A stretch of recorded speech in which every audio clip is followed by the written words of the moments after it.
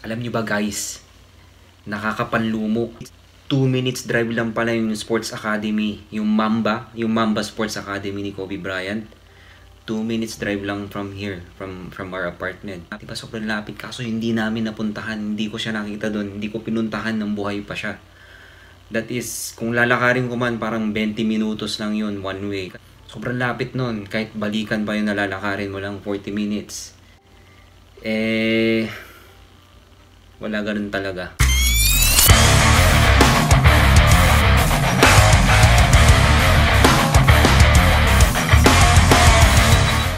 Hello guys, welcome back again to my channel. Salamat sa pagsubaybay sa akin, tsaka sa channel ko.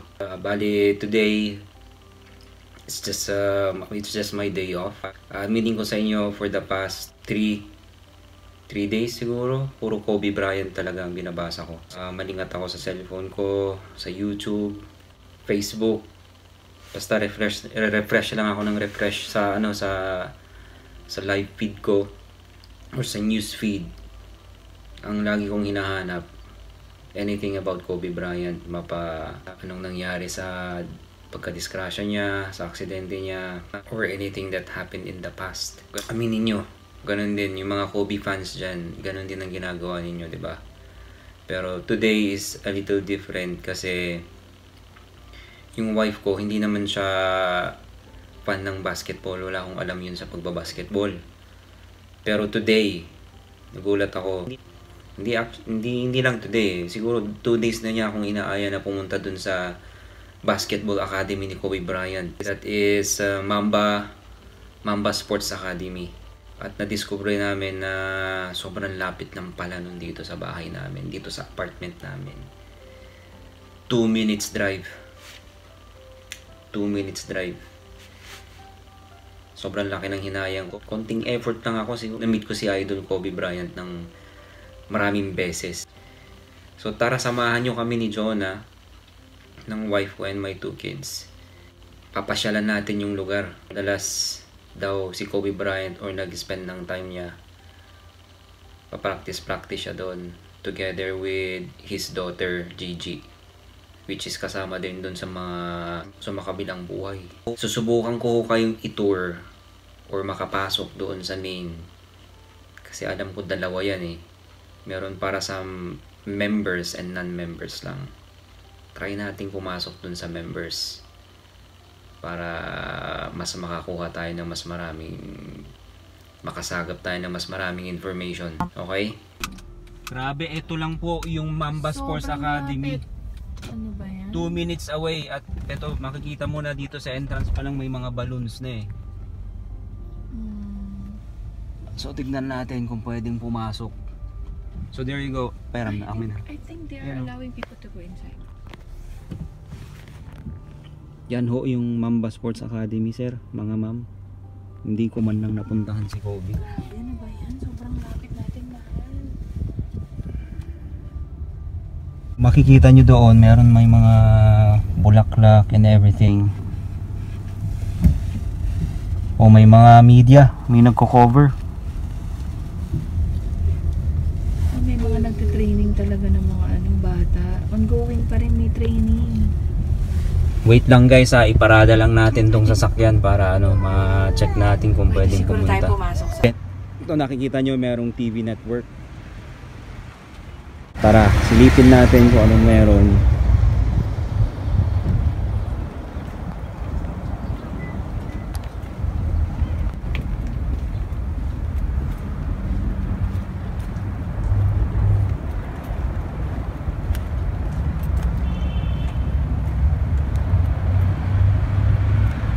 Ayun, may media doon for sure.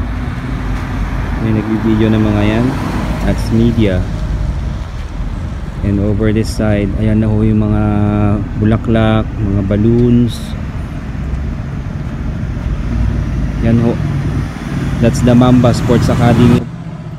At kung mapapansin niyo may mga tao dito sa labas na nakatambay. At meron pa doon yung mga parating pa para magdala ng bulaklak doon sa entrance. This is the main entrance to the academy.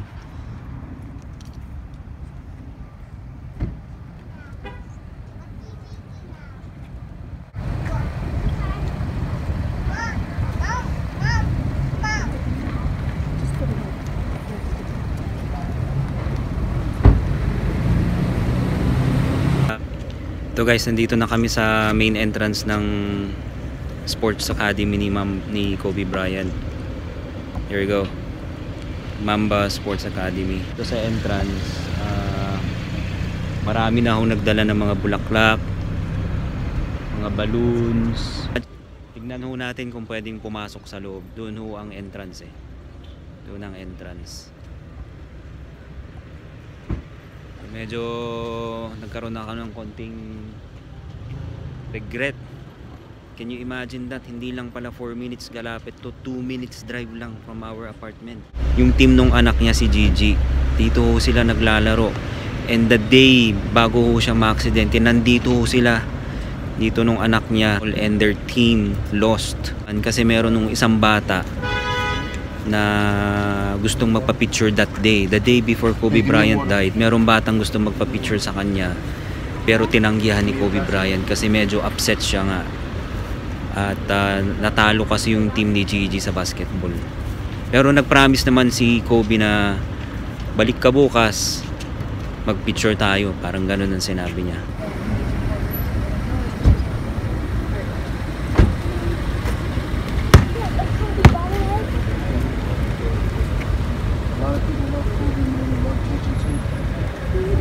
Tama sinabi ng lalaki.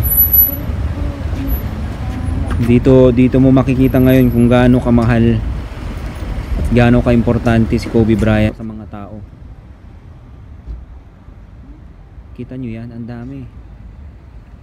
Pustahan tayo, meron sapatos dyan. Kasi dun sa Staples, may mga nag-iiwan ng mga sapatos, ganun. So basahin natin yung banner na yun kung ano nakalagay.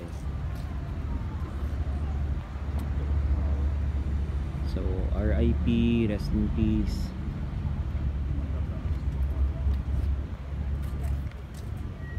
Look at this t-shirt, sabi God bless both of you, love you Kobe, rest in peace Gigi, Kobe. Basahin natin to, meron pang letter dito. May nagtirik ng kandila dito, ayan.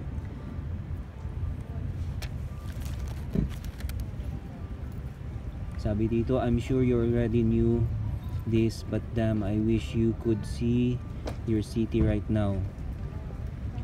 The city of Los Angeles is mourning the loss of our childhood hero, icon, and legend. But damn, you would be proud of us.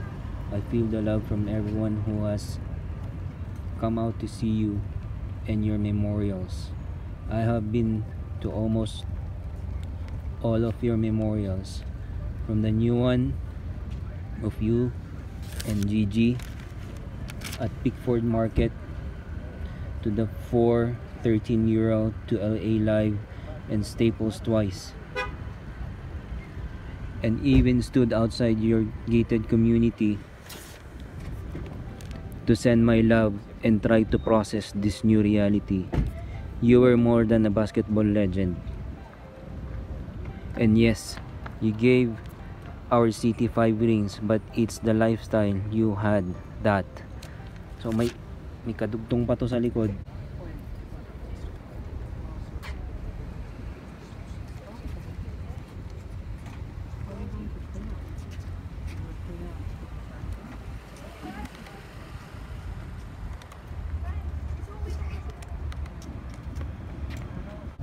Pinoy po kayo? Pinoy? Hindi. Hindi. Saan ho kayo galing? You're from here, guys? Sa ano? Sa ano pa kami? Sa Bali. Sa Bali pa. Oo. Kayo? Dito lang, alam niyo bang ano? Ano? 4 minutes away lang pala itong Sports Academy. Hindi ko lang hindi man ako nag-effort na pumunta dito para makita siya. Tsaka member. Pwede dumaan Alam. Okay lang ako mag-video. Yeah. Yan. So, Pwede ito, mo kami interview. Gusto mo rin. Sige. Sige. Hindi, meron kasi akong YouTube channel. YouTube. So I'm creating a content para sa mga kababayan natin sa Pilipinas. Nakikiramay kami kay Kobe. Kaya isa rin wala pa pinanggalingan namin Sa Bali. Sa Bali pa kami. Ako naman, mas lalo. Sobrang layo. 2 minutes drive lang. Grabe. Pero ngayon lang ako Pwede mga nakapunta dito. nilakad eh. Pwede ka lakarin. Pero yan, makikita nyo kung gaano ka-love ng mga tao. Si Lalo Kobe. na tayong mga Pilipino. Oh yes. Eric sa Ganon, basketball eh. dedicated tayo kay Kobe talaga ever since. Correct. Yun ang ano natin eh. Kung pinasaya niya ang Pilipinas nung pumunta siya doon. Yeah. Kaya Pero hindi lang respect. yata siya once or twice na pumunta Oo. doon, di ba? Maraming beses. Maraming beses siya pumunta doon. Meron pa nga sila ni Erap, di ba? Oo, magkayakap. May nakita akong video ni Kobe nagtitilikling. Yun yung unang dating niya sa Yeah, Pilipinas. Sige guys, Sige, salamat sa po sa likod tayo. tingnan mo. Makita Saan po mo yung dadaan, loob. kuya? Sa likid, sa Dito. gilid ka lang. Oo. Pwede dumaan. Oo, Pwede. andun rin. Oh, andun yung makakapasok ka doon. Tapos meron Makapasok silang ka. ano. Oo, sige, May sige. mga Sige, items sige. sila doon gusto mo mag-shot o bili. Sa likod. Ah, yeah. okay. O sige po. Pero ang ingat po. entrance sa likod, dito na kayo dumaan sa likod. Hindi ho bawal. Hindi. Pumasok. Hindi. Okay. Sige, sige. So meron daw court doon kung saan nagpa-practice si Kobe. I-try natin pumunta doon. Para makita natin. Guys, ano po? Picturean mo nung bata si Kobe. Kita nyo itong mga effort ng mga tao, di ba? Ito picture ni Kobe Bryant. Okay. It says here, Kobe Bryant, the most important thing is to try and inspire people so that they can be great in whatever they want to do. So, si Kobe ho nagbitaw ng mga salitang yan. And ito, Okay lang ba yung hat ko dito? hindi nga naaangkop yung cup mo eh. Kaya ang galing na lang gagi.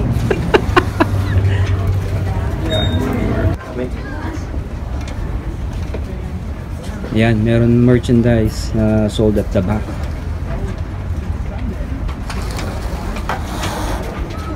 So yun si Gigi, tsaka si Kobe.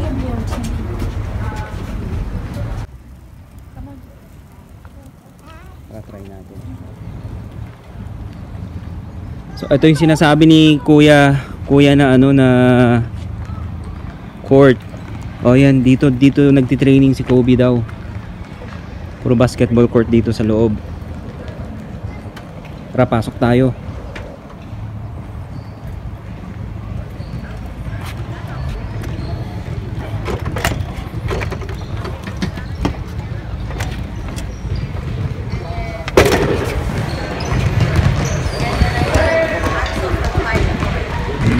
So ito, nagbebenta ho sila ng merchandise ni Kobe. Tignan mo nga kung magkano, Jonah.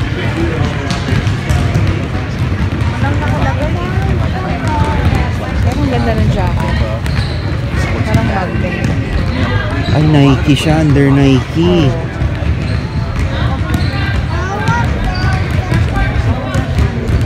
So guys, tignan nyo to. Mamba Cup Tournament Series. So itong mga merchandise niya under Nike mismo. Kaso walang nakalagay na presyo.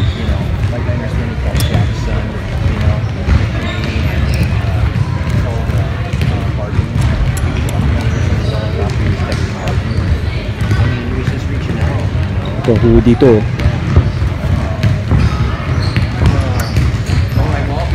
Kung titignan nyo, meron siyang mga ano.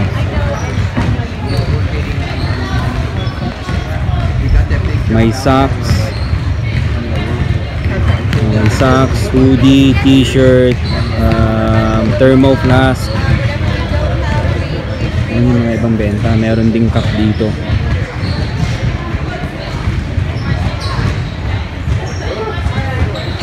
Look at this cup. Mamba mentality.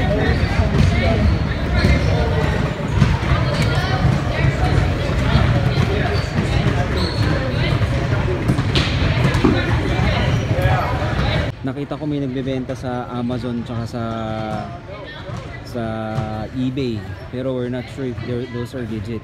Ito mismo, dito na mismo sa Academy ni Kobe Bryant. Meron din mga jersey. Wow, ang ganda. We have jerseys here. No? Kaso walang presyo. Feeling ko lang tumaas na yung presyo ng mga to.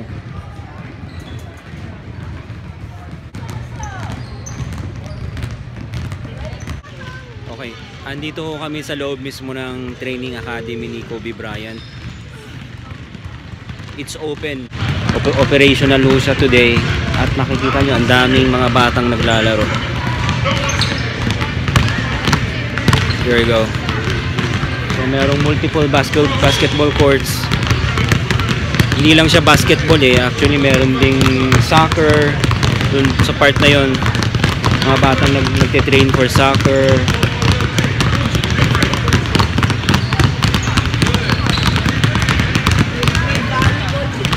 May volleyball.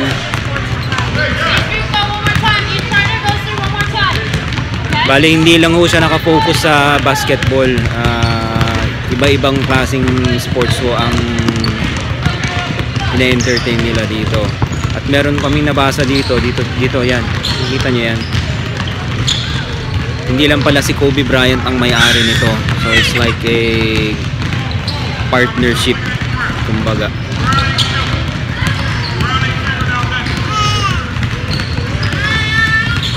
So yun lang.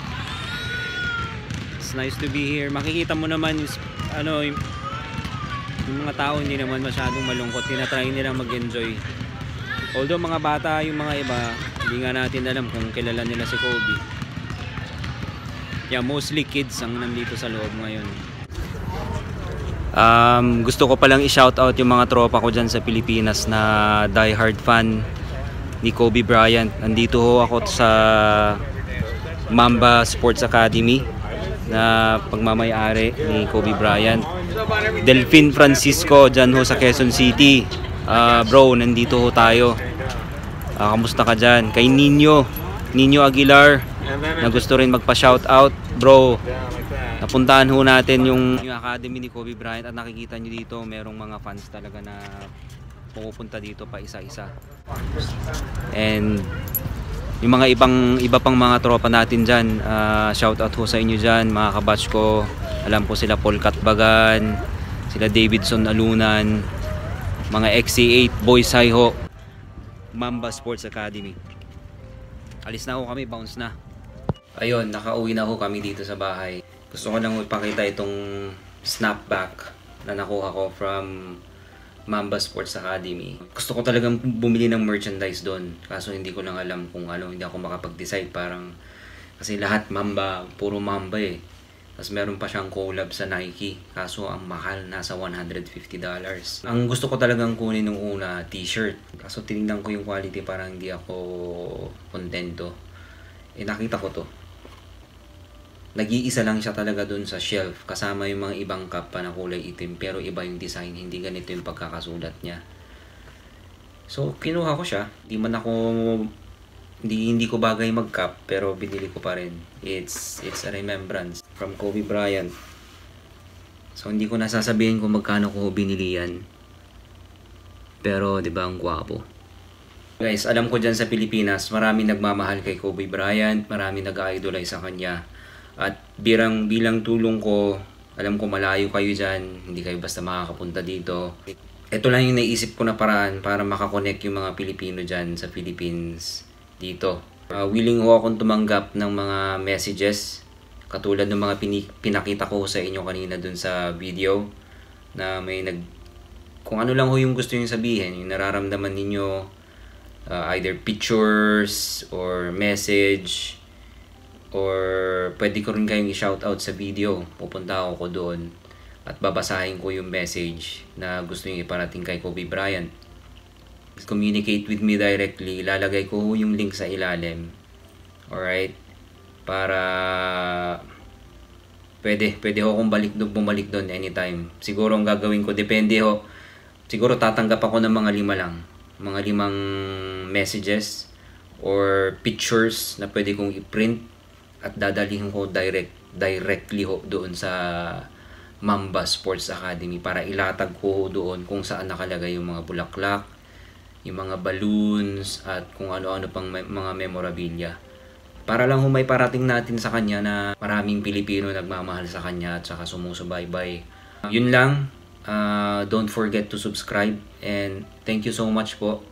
Ang gagawin ho natin ngayon for this week and sa mga succeeding na mga weeks, puro Kobe Bryant na lang muna. Okay? At don't forget to subscribe and thank you for watching. See you next time. Alright, bye-bye.